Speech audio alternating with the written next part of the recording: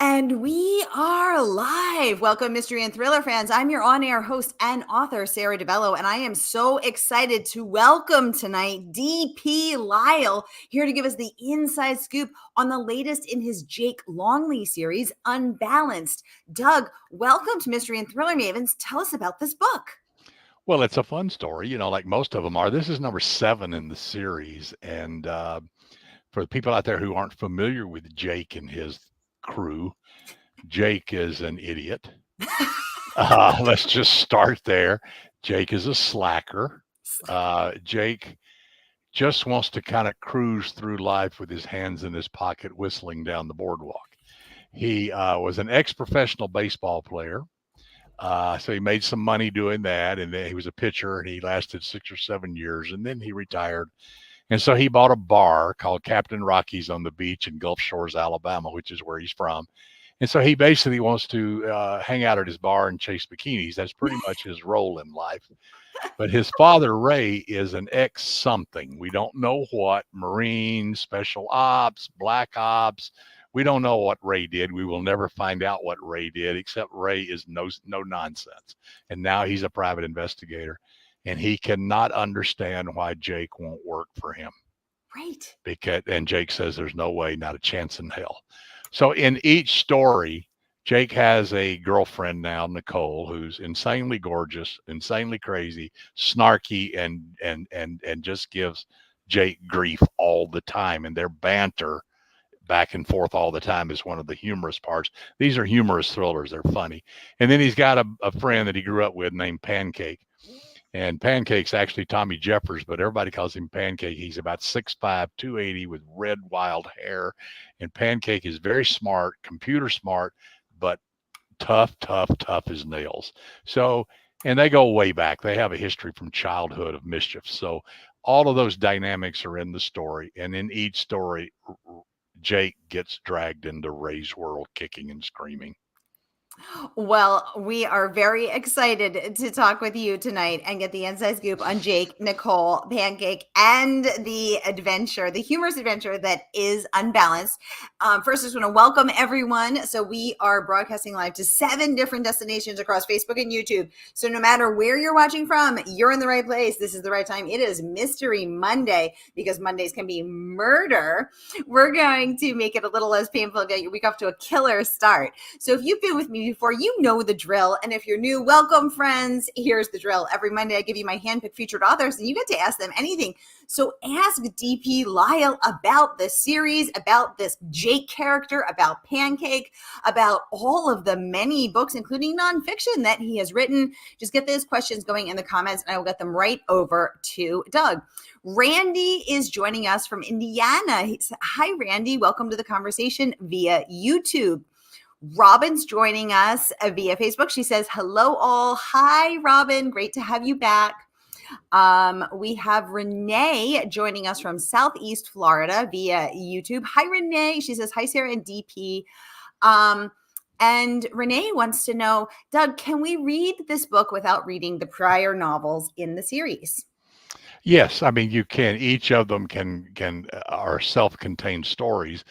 Obviously, with any series, it's best if you know the background of the characters and all that. But I always add at least a taste of who they are and their relationships and where they came from to each story, so that those who haven't read them at least get the feel for who they are and what they are. But I think that all comes across in each story, because these characters have a dynamic, and that dynamic recurs, and there's tropes that recur and things like that. So they can all be read as a standalone. I think for me, that would be one of the hardest things as an author, to both ensure that every book could be read as a standalone and your new readers could meet Jake, Nicole, and Pancake where they are in this case in book 7, But for other people who've read the first ones, Right. to give them, all of to keep developing the characters, that would be really hard for me.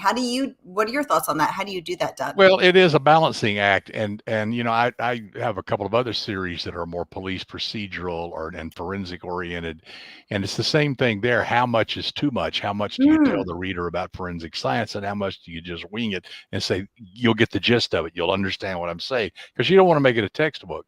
Well, this, you don't want to make it a rehash of previous stories, but you have to give just enough that everybody understands who these people are and what they're really. But it's really pretty simple to do because it comes across in the dynamic of the story. You figure out very quickly the dynamic between all these characters. Yes. Okay. Okay. Yeah. That would be an interesting author writerly challenge, I think. Exactly. Very cool. Renee is saying, wow, exactly, Renee. That's what I'm thinking about too. John is joining us from Northeast Ohio via Facebook. Hi, John. Great to have you here. Renee says Pancake sounds like a good name for a dog. Pancake does sound like a good name for a dog. Doug, any thoughts? Well, every Pancake played offensive line during college, and so he was famous for pancake blocks because he's so big. And a pancake block is where you just flatten the guy like a pancake in front of you. And Tommy was good at that. So a lot of people think it's because of how he eats. And one of Pancake's things is he eats constantly and prodigiously. I mean, he eats massive amounts of food, and of course he goes to Captain Rocky's, Jake's place, and eats for free all the time. So that's one of the dynamics between these guys. But Pancake is notorious for his prowess at the dinner table, and it's a standing joke that rolls through the whole thing. Yeah. I'd get along just fine with Pancake because I also like to eat early and often. So that would work very well for me. Robin saying Mondays can be murder, right, Robin? That is exactly right. We're here to make them a little less painful and get your week off to a killer start. You know how it is. You're a Maven's crew. You're one of our crew. Renee wants to know, Doug, what inspired the series? Yeah, how did you start writing this Jake Longley series? Well, it's interesting on many levels. I mean, first of all, my first couple of series, Samantha Cody and Dub Walker, they were more traditional thrillers. Those Samantha Cody's books had a little woo-woo in them, a little metaphysical that you weren't sure it was real or not. But Dub's were more straight up police procedural, forensic science books, that kind of thing. So I decided, I have this idea, this vague idea for this character, and I want to write something funny. I mean, I'm a funny guy, you know. I like to laugh about stuff, and I love to read comedy, and I grew up on comedy on TV, and so I said, I'd like to write something like that. Well, I got an idea for a scene, and I got this vague idea of this Jake character, though I really don't know who he is, but I had one scene in mind. And I said, well, just write it and shut up. Don't worry about outlining all that. Just start writing. So I wrote that scene, and then the next scene, and the next scene, and the next scene. And then next thing you know, 3 months later, I finished the first draft of the book. It was the easiest writing I ever did because I didn't have an outline. I just let the story go where the story was supposed to go. I didn't know who the bad guys were. I didn't know who was going to die, though I was sure someone was. I didn't know how it was going to end. I didn't know all the characters that were going to come in. I didn't know anything. So I just started writing, and that's the way I write all these books. That's the way I write all my stuff now. Is I don't outline. I just let it take me where I want it, where it wants to go. So it proved to be fun, a lot more fun. Now, when you create an outline, you're kind of straitjacketed. You've put not that you're not gonna manipulate it and change it and all that, but you've created a cage in which you're trying to fit this story. Whereas if you don't know, you don't have a cage, you don't know where you're going. As somebody once said, it's like a trapeze artist without a net. And the thing is just jump, the net will always appear. That is interesting. I also don't outline, although I'm going to say that last one was so painful that I'm going to try to start outlining because I want that support. We talked about that before. Yes. We sure did. Renee wants to know, so when you're not outlining though, do you ever write yourself into a corner? Great question, Renee. Yeah, I mean, often, I will get maybe 20,000 words done, and then I'll step away for a week and just think about it and say, okay, where's this story going to go? But Uh, things always come up. Like, oh, now I know this thing, I know this story, I know where this has to go, not where I want it to go, but where it has to go. And uh, I think the critical thing for writers out there, if you're going to do this method, is know what the midpoint is. The midpoint is that point in a story where everything changes. Everything changes about the character, everything changes about the story. When Brody in Jaws, that moment was when he looked out at the ocean after he got slapped by the woman and the child had been killed, and now there's been the sharks killed two people, and he just stares at the water. And right there, Brody has changed. And now this story has changed. They're no longer on defense, they're going on offense. The story changed. So if you kind of know what that midpoint's going to feel like, not necessarily the details, write to that, because every scene that goes to that is to get to that point. Once you get to that point, it's like riding the lift up at a ski resort. Now it's downhill all the way, because now you've reached that pinnacle, you've reached that turning point, and now you know where this story is going. So I always tell people right to the midpoint. I think that's the key to doing it this way. What they call pantsing. Just fly. You know. I can't hear you. Uh, I said, "Uh-oh, Doug." I was on mute because I was typing. I yeah. said, "Uh-oh, Doug, we have Kathy Andrew in the audience. No, not Kathy. Not Kathy, your partner in crime." And She she knows says she knows where the bodies are buried. she knows where the bodies are buried, and she has an outline to get there. So we She got is a an outliner, we though got a we're working on pantser her. in one corner, and we got an outliner in the other corner. Now you're gonna have to fight, Yeah, fight, fight, fight. exactly. We've Y'all, been doing that for 30 years now, so it's okay. y'all, I want to share that Kathy and Doug are both bestselling authors in their own right, and together they have started an exciting new online writing university called Outliers Writing University, with the goal of making writing classes accessible to all, no matter where you are. So, if we have any writers in the audience, the link is right. I'm going to pop the link right here into the comments, and be sure to check out outlierswritinguniversity.com. And they have an incredible lineup of classes on craft and all the aspects of the art of writing and the business of publishing, which you will want to check out. So thank you for Doug and Kathy.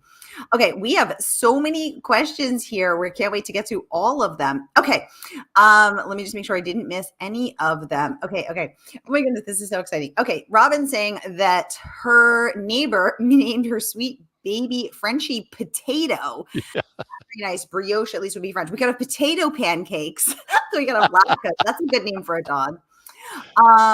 Renee says, Doug DP, you're a new author to me. It is so nice to meet you. How many series have you written?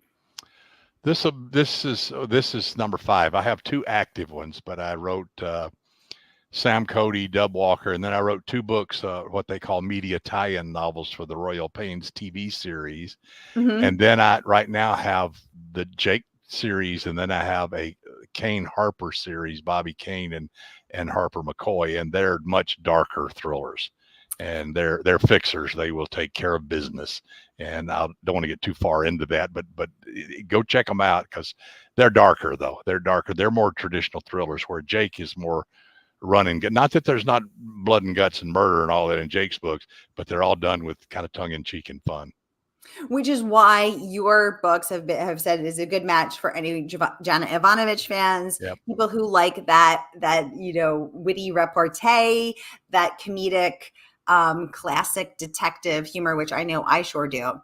Randy says, I can't stop staring at your Marshall amp. I think you guys are speaking music language. Yes, we are. Yes, we are. So I tell us about your musical self. I do have a Marshall amp, and I've got a Mesa Boogie amp, and I've got actually I got 2 Marshall amps. I got some Fender amps. I got 30-something guitars. Oh my God! I'm sitting right now in a soundproof music studio in my home. I used to play and record a lot. I don't anymore because writing takes up too much time, and I'm old, and my fingers don't work so well anymore. But I have a ton of it, like a 58 Les Paul and a 57 and a 59 Strat. And, I collect guitars that are one of a kind. I've had several custom made, but like I said, I don't get time to play much anymore. When I do play, it's the blues or blues based rock. That's the only real music. I love that. Now, Doug, you referenced that one of your series includes some woo woo. Robin's saying she Yeah. likes some woo woo. Yeah. So tell us about what do you like about woo woo? Why do you write that? Well, 'Cause I like some woo woo too. Samantha Cody is a cop in a small town that made up in the California desert, and she's also training to be a professional boxer. And Sam's a little strawberry blonde girl, but she can knock you out with either hand. She's tough as nails. But her first case, she gets involved with this guy who is in her jail, who is accused of child murders, and he starts manipulating people, and it's almost as if he has supernatural abilities to do this. But does he or doesn't he? We don't know. But a lot of things happen that make you think he is really the devil's right hand man, and Sam's got to go up against him. And of course, in the end, it's got to be mano a mano. And he's got superpowers, and Sam has a left hook. So they end up fighting in the desert. It's called Devil's Playground. And talk about the woo woo. I wrote that book, and I was working on like the third draft of it, and I had it set in the Mojave Desert. And so I got online and I said, all right, let me go look at some geography because I want something out that happens outside the town, the little fake town, which if you look on a map, is where Amboy is right now. And as I'm looking around in the Mojave Desert, just north of there is a place in the Mojave Desert called Devil's Playground. I literally just said, what? I didn't know it existed. I'd never heard of it. So that's woo woo. You're muted again. That is crazy, Doug. So It is.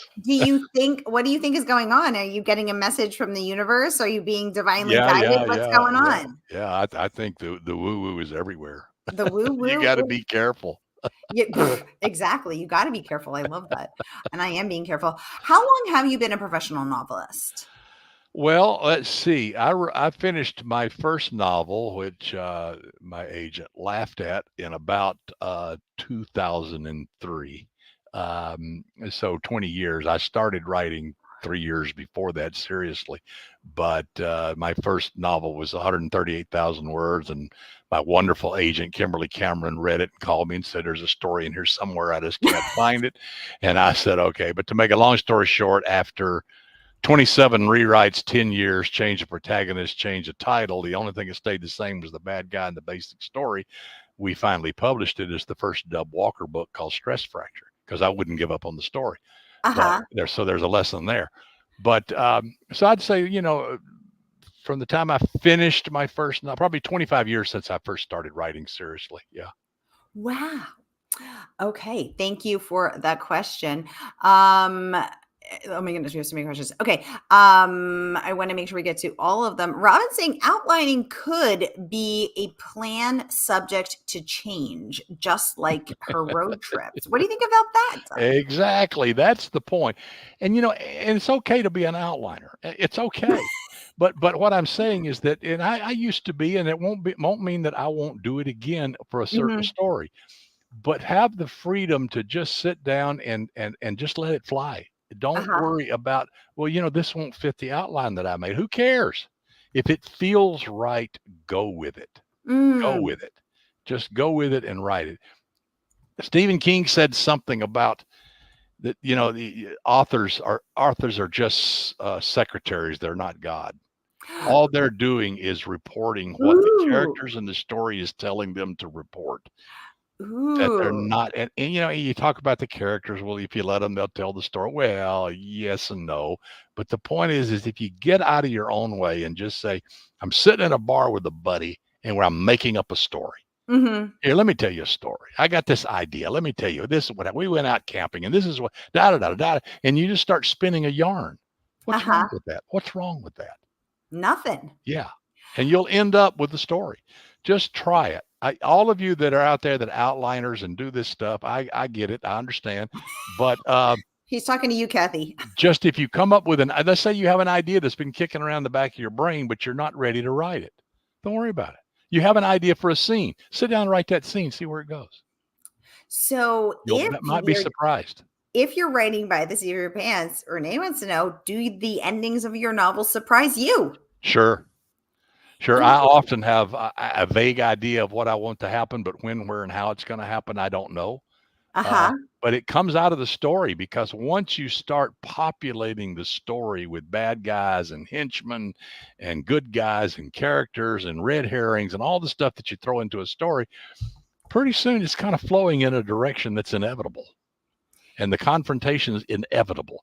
When, where, and how it's going to happen, if you try to write to that, a lot of people say, well, I know what the ending is. Well, then you're forcing yourself to take that road. Maybe there's a better road. All of it works, whatever works for you. Now, I use a program called Scrivener, and everybody should have Scrivener. I use Scrivener. Because you can kind of outline, not really outline, but you can make notes on the next 4 or 5 scenes. Because once you come up with the scene, it automatically tells you, oh, then this, then this, this. You can scribble little notes and you can keep it all in order. But you go on and write that scene to go to the next scene, and you may move them around, delete them, add, whatever. But Scrivener makes writing easier. It makes it easy to navigate your story. I totally agree. I love that. Yep. Kathy's saying you're so kind, Sarah. Oh, Kathy, it's my pleasure. And Kathy's not. She's mean. We call her Vicious Kathy. No. Vicious Kathy, yes.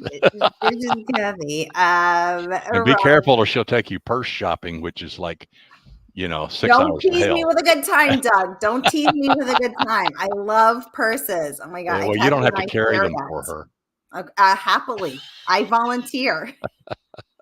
And sometimes pay for them for her, because she runs out of money.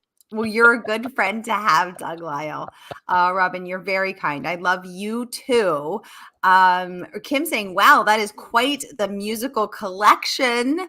Kathy says, lots of luck getting him to play.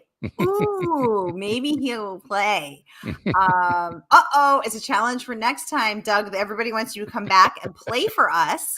Oh, you wouldn't want that. Oh, I think we would. Oh my gosh, we are loving this conversation. Devil's Playground. Yes, blue. Robin, so did you say blues or jazz? Blues. Yeah. Okay. Yes. So wait, do you verbally write your books, Doug, and then type them in? When you were saying sit down and let me tell you a story, do you verbally? Oh, no. It's interesting. Devil's Playground, the first sound book I wrote in a spiral notebook with a fountain pen. I have a fountain pen collection too. So I wrote it with a fountain pen. I wrote the first draft that way. And then I found out that I didn't like transcribing it and rewriting it as I did it. So I just write directly into the computer, obviously. But I'm telling the story in my head, sure. And I'm a very visual writer, probably because I grew up on television and movies, even though I read a lot. But especially Jake, because the comedic things come right out of Tracy and Hepburn and Sam and Diane and Nora and Nick and Nick and Nora, and little Asta the dog. Yeah, and Gleason and all that stuff. Those were the sitcoms, and those were the dynamics between husband and wife or boyfriend and girlfriend, and those were part of my growing up. Those dynamics of where they joust with each other. Yep. And mentally and intellectually, they're on a more even level, even though usually the female character's smarter. Alice is a lot smarter than Ralph, no question. Not just on the page, Doug. Oh, I understand. You don't have to tell me that. I know. Y'all, Unbalanced drops tomorrow, and you can pre-order tonight from our favorite woman-owned independent bookstore. That is, of course, Murder by the Book in Houston, Texas. So get this book, book 7 in the Jake Longley series, recommended for fans of Carl Hiaasen and Janet Evanovich. And you can get your mitts on this book tomorrow. And I want to take a peek at some of the praise. Paul Levine, who is the author of the Jake Lab Ambassador series, says that Unbalanced is I'm going to pop this up so we can all read this. Is a first-rate, fast-paced humdinger of a tale of murder and mystery, which is exactly the kind of books that I like to read. Sheldon Siegel, who's the New York Times bestselling author, says the OC is a fast-paced and wickedly funny tale. D.P. Lyle's prose is stylish, smart, and compelling. Another grand slam in this immensely thrilling series, and the praise goes on and on. I'm going to keep populating some of the praise. Meanwhile, Kathy says she wants to know how your childhood impacted your writing and what happened to make your mind work like this. Doug, time to tell all. Here. We on Outliers, we have a YouTube channel and we have a program we call Get to Know, and Kathy puts everybody on the couch, and the first thing she asks them is about their childhood. Well, yeah, I mean, I grew up in the South. In the South, if you can't tell a story, they won't feed you. They just put you out behind the barn and let you die. And so I grew up around storytellers. My mom never let the truth get in the way of a good story. She could just reel off yarns that you wouldn't believe. My dad was a great storyteller. My sisters were. Everybody I knew was a good storyteller. And so I think it's the old Appalachian, Scotch, Irish things. I grew up in North Alabama in the foothills of the Appalachians in Huntsville. So that old storytelling where you sit around and spin yarns, and it came from that. So there's no question about it. And then I started reading seriously novels when I was 14, and even all the way through medical school. After the first 2 years, when you don't have time to do anything because it's all academic. But after you get out in the junior year and thereafter, I always took the month of August off, and I did not read medical journals for that month. I'd get caught up later in September, October, but I would read the 5 or 6 best-selling novels of that year that were of interest to me, and I would read 5 or 6 novels a year, that all in the month of August, so I wouldn't lose touch with that, because I just love storytelling. I love everything about it. Well, I think that love of storytelling shines through, and I always say the same thing. It's not about any particular book. It's about the craft of storytelling, and it's about connection through storytelling and being able to read stories and write stories and connect with readers and writers in that way. Storytelling is as old as humans are, and it's such a lovely way for us to connect. Just think about it. With you and your friends, you get together. It's always about sharing stories. Let me tell you what happened yesterday. Let me tell you what Joe said. Let me tell you about my kid, guess what he did yesterday? It's a story. Rarely do people have like serious discussions about life, and they tell stories. And that's what you do when you get together with friends. So it's all based around stories. You mentioned that you went to medical school. Doug, did you practice medicine? Yeah, I just retired 2 months ago. Congratulations. After 56 years. And I practiced cardiology. And as a matter of fact, I was in Houston. I was at Texas Heart Institute. That's where I did my cardiology, right there on Fannin Street and in the Texas Medical Center, which is massive. Wow. Did my residency and my fellowship in Houston. Yeah. So Murder by the Book is your stomping grounds. Exactly. Well, congratulations on retiring from an incredible career in cardiology. Yes, congratulations. And now you can focus your full-time attention on your books and on Outliers, helping other people to become authors. So y'all, I just want to remind you, the book drops tomorrow. Yes. So Unbalanced, book 7 in the Jake Longley series, is available from our favorite woman-owned independent bookstore right there in Houston, Texas, Doug's old stomping grounds. Big H and Big T. Big H and Big T. So whether you're watching with us on Facebook or YouTube, here is that link. Click and pre-order and get your mitts on this fabulous book. Well, Doug, we are out of time. Time flies when you're having this much fun. Wow. Thank you so much for joining us. I have to agree back here with what I saw. One of the words was from Lee Child, who said, "We all know Lyle's erudition and expertise, but who knew he was this funny?" High praise. I threatened him to say that. Well, it worked. It worked, yeah. Y'all, thank you for watching with us. Doug, happy pub day tomorrow. Thank you. Thank you. Hour with Maureen Johnson. Y'all hang tight. Kim says, thank you so much for the entertaining interview. Renee saying, happy early pub day. So much love and hearts from everybody. All right, y'all, go get a snack, a drink, and I'll see you at the top of the hour. Hang tight.